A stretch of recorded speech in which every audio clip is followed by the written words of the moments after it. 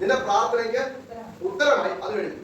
നിന്റെ ഭാര്യ എലിസബത്ത് നിനക്കൊരു മകനെ പ്രസവിക്കും. സ്തോത്രം. മറുപടി ഒന്ന് കഴിക്കും. ഒന്നാമത്തെ മറുപടിയാണ് എന്താ? നിന്റെ ഭാര്യ നിനക്കൊരു മകനെ പ്രസവിക്കും. വാക്കുകൾക്ക് ഭയങ്കര പ്രാധാന്യമുണ്ട്. നിന്റെ ഭാര്യ നിനക്കൊരു മകനെ, ഒരു കുഞ്ഞിനെ പ്രസവിക്കുന്നു നല്ലത് പറഞ്ഞു. ഒരു മകനെ പ്രസവിക്കുന്നല്ലേ? ആൺപ തലമുറയാണെന്ന് വ്യക്തമായിട്ടാ പറയുന്നത്. സ്തോത്രം. നിന്റെ ഭാര്യ നിനക്കൊരു കുഞ്ഞിനെ പ്രസവിക്കുന്ന പറഞ്ഞാൽ കുഞ്ഞ് ആണോ നിന്റെ അവിടെ പ്രശ്നം അല്ലേ?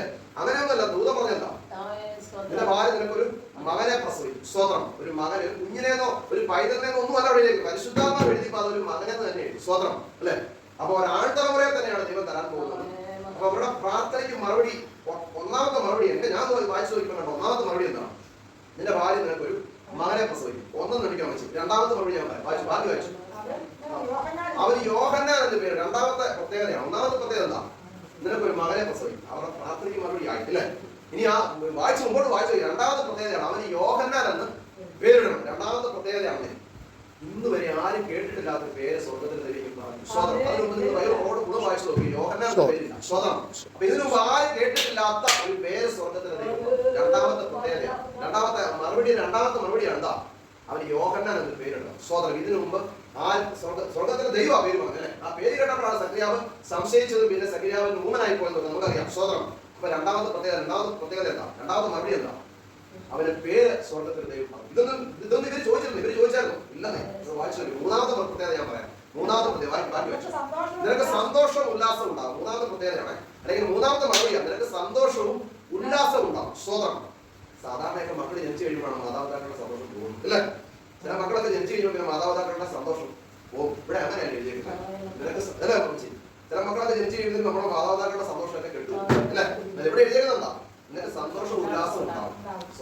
മൂന്നാമത്തെ മറുപടിയാണ് നിനക്ക് സന്തോഷവും ഉല്ലാസവും ഉണ്ടാവും. സ്വതന്ത്രം. മാതാപിതാക്കൾക്ക് സന്തോഷം കൊടുക്കുന്ന മക്കൾ എത്ര ഭാഗ്യമുള്ളതാണ്. സ്വതന്ത്രം. ദൈവാത്മാവ് അതിലേക്ക് പോകുന്നത് സ്വതന്ത്രം. മാതാപിതാക്കൾക്ക് സന്തോഷം കൊടുക്കുന്ന തലമുറ ഉള്ള മാതാപിതാക്കൾ എത്ര ഭാഗ്യമുള്ളതാണ്. സ്വതന്ത്രം.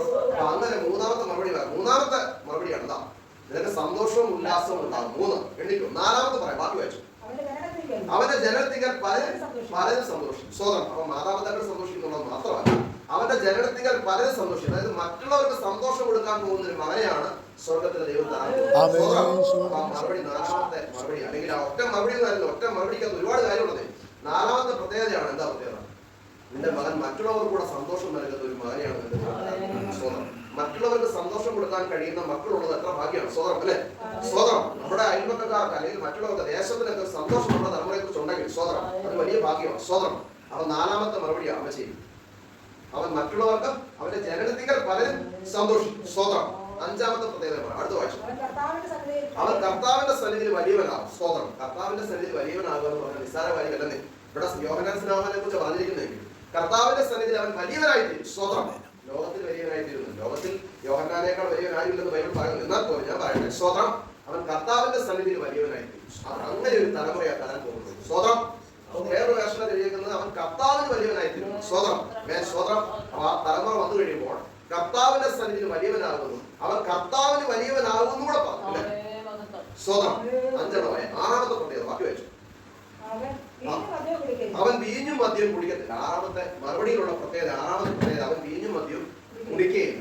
ആര് പറഞ്ഞതാ? സ്വർഗത്തിലെ ദൂതനാ പറഞ്ഞേക്കുന്നത് അവൻ വീഞ്ഞും മദ്യം കുടിക്കുകയില്ല. ഇവിടെയുള്ള മാതാപിതാക്കള് രാവിലെയും വൈകിട്ട് മക്കളോട് പറയണം നീ കുടിക്കരുതെന്ന് പറയണം. സ്വതന്ത്രം അല്ലെ? ഈ തലമുറയെ കുറിച്ച് പറഞ്ഞതാ. അവൻ വീഞ്ഞും മദ്യം കുടിക്കത്തില്ലെന്ന് ആദ്യം പറഞ്ഞു. ഇവിടുത്തെ തലമുറയെ കുറിച്ച് ചിന്തിച്ചു നോക്കി. ഇന്നത്തെ കാലത്ത് മദ്യത്തിനും മയക്കുന്നതിന് അടിമകളായിരിക്കും തലമുറ. സ്വതന്ത്രം. അവരോട് രാവിലെയും വൈകിട്ട് മാതാപിതാക്കൾ പറയണം നീ കുടിക്കരുത്. സ്വതന്ത്രം. ഇവിടെ അവനെ എന്നതേ പറഞ്ഞു. സ്വതന്ത്രം. ഇവിടെ പറഞ്ഞെന്താ? അവൻ വീഞ്ഞും മദ്യം കുടിക്കത്തില്ലാതെ പറഞ്ഞു തന്നെ. എത്ര ഭാഗ്യം അല്ലെ? ഞാൻ ചിന്തിച്ച കാര്യമാണ്.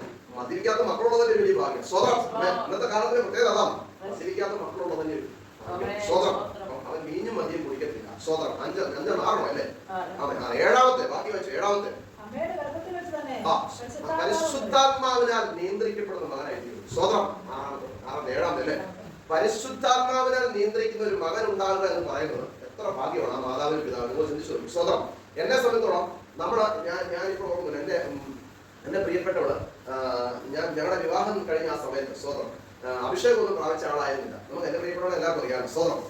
അന്ന് വിശ്വാസത്തിലേക്ക് കടന്നു വന്ന ആ കാലഘട്ടത്തിലാണ് ഞങ്ങളുടെ വിവാഹം നടക്കുന്നത്. അപ്പം അഭിഷേകം പ്രാപിച്ച